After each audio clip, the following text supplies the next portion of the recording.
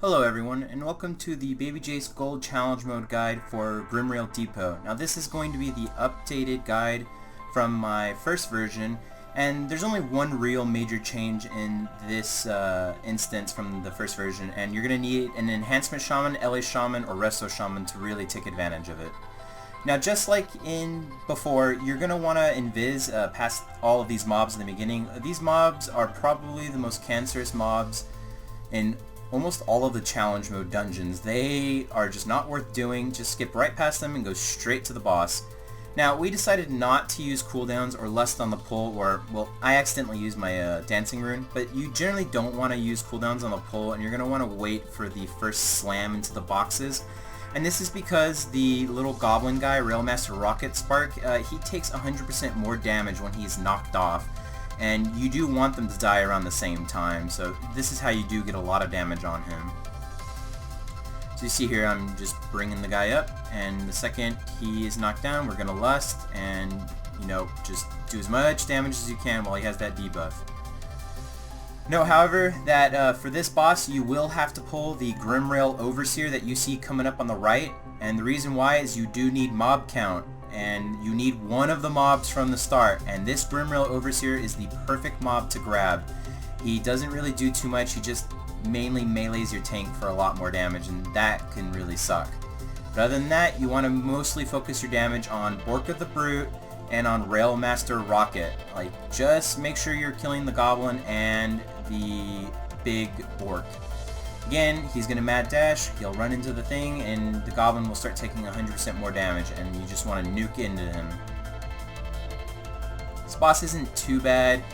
It might be a slight learning curve for a little bit if you're just new to tanking challenge modes, because it is a lot of damage in your tank, but once your tank gets used to it, and once everyone stops standing in those like little rocket circles, the damage goes down considerably, and the healer can definitely keep up.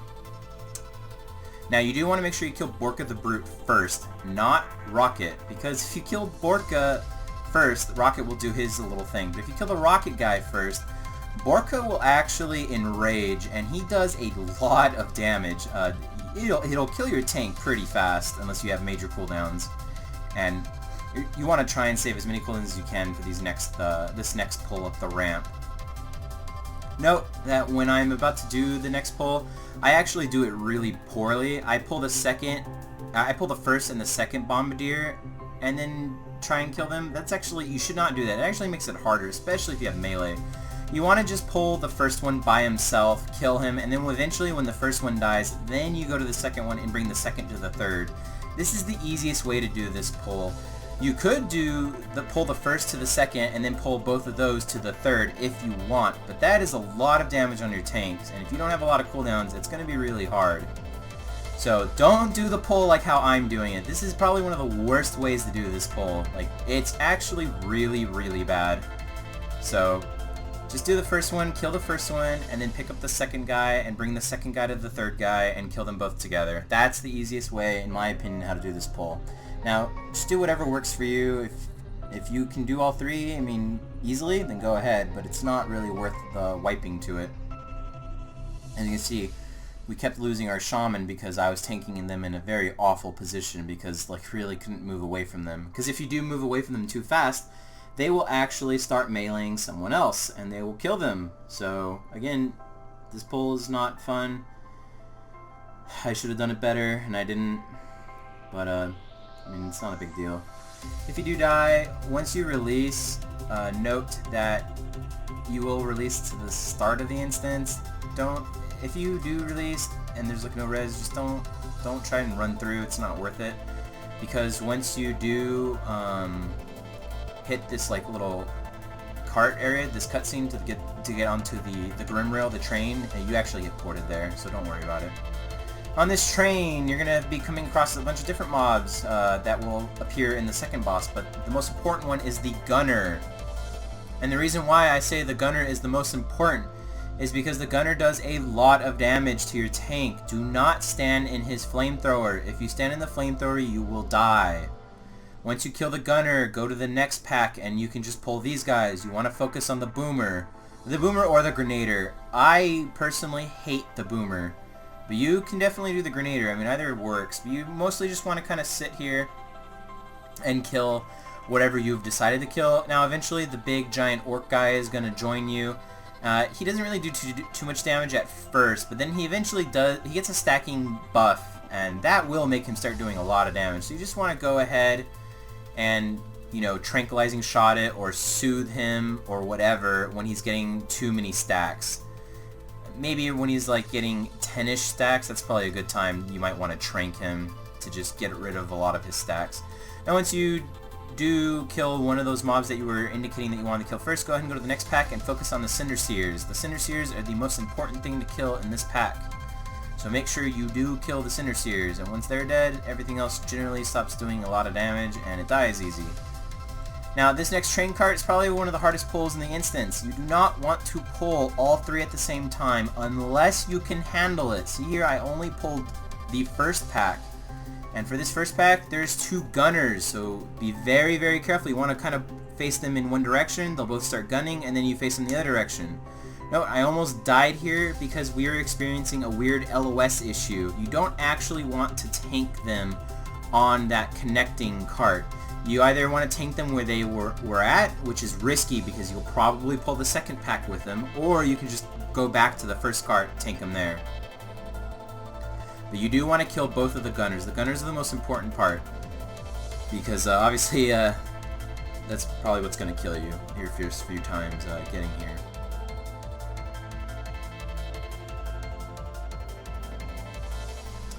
Once you do kill that first pack, you can go ahead and pull the second pack by itself if you want. We decided we would try pulling them all together with Army. If you don't have an Army of the Dead though, you cannot pull all three packs together or even two of the packs together. You will die. You need to separate all of the pulls into three separate pulls because it does a lot of damage. Like there's gunners, there's Cinder Seers, there's a giant Hulk guy. This is a lot of damage. Like I'm telling you, this is a lot of damage. Generally when I do this instance and I get cocky and try and like pull all three together or whatever, we die because it's just too much damage. It's a lot. Like I even almost die here. Kinda. Not really, but I mean we had Army and thankfully a pretty decent comp. But once you've done all that, you can come to the second boss. Now, there is one major change on the second boss, and this is where you need the Shaman. Now, if you don't have a Shaman, you can still do the trick with a Hunter, but it's not going to be as good. And the reason why is, once he is in his cannon in phase 2 of this encounter, he's going to shoot slag on the ground. Now, generally you want the slag to be on him so you have a lot of room. Now this slag can be reflected back onto him, and it makes him take increasing fire damage. Now, the boomer shot that you shoot out of the cannons to him to weaken him does fire damage. So the general idea is you want to kill the first boomer, have a ranged who is next to that first cannon, pick it up, you know, make sure you're positioned correctly, pick up that boomer cannon, and then when he starts doing his slag blast, you're going to want to throw down your Shaman Reflect Totem. And then once you do throw down the Shaman Reflect Totem, everyone wants to get into the fire until he has 9 stacks of Slag Blast. Once he is at 9 stacks of Slag Blast, if you shoot him with the mortar, it will one-shot the cannon. It will absolutely one-shot that cannon. See, we're getting here to 9 stacks, and I'm now telling our Warlock to shoot. I don't think he was really in position, or, you know, I didn't expect it to take that long to shoot, but I mess up and I die. So definitely don't die. You're tanking a lot of things. Try not to die like I did. But one shot will get him out of the cannon, and that is like the hardest part of the fight. And all you have to do is kill him.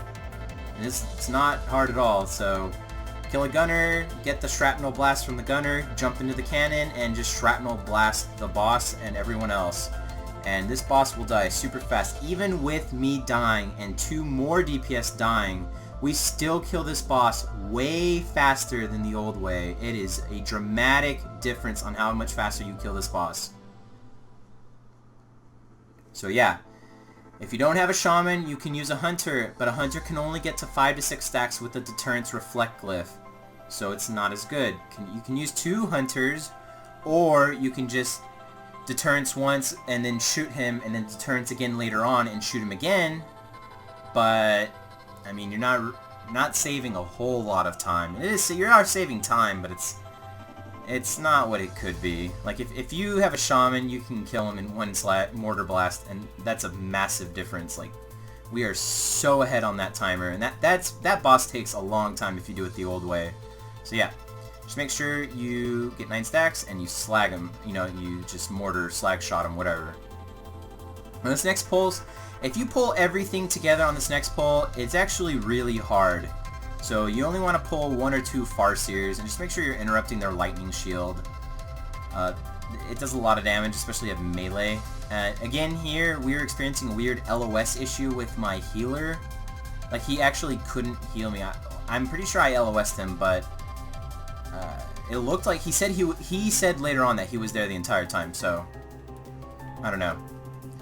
Just make sure you're super careful that you are not LOSing. And that you don't accidentally pull mobs like how I did. But if you do, it's okay. As long as one of the Farseers is dead, the pull becomes a lot easier.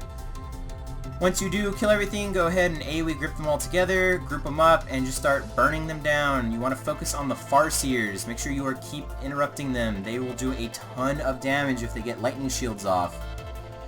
Like, it actually does a lot of damage. So make sure you are killing them. Once you've killed the Farseers, go ahead and kill the Captain. The Captain does an AoE in melee, so only be in melee if you are melee. Don't be in melee if you're ranged. You're just going to take a lot of damage. It's really, really, really not worth it. So, yeah.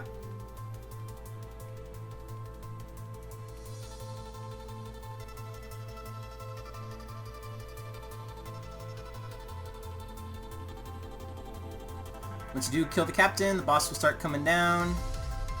Ignore me bringing up the UI here. I actually forgot what the timer was for gold, since my weak aura only counts up, doesn't count down.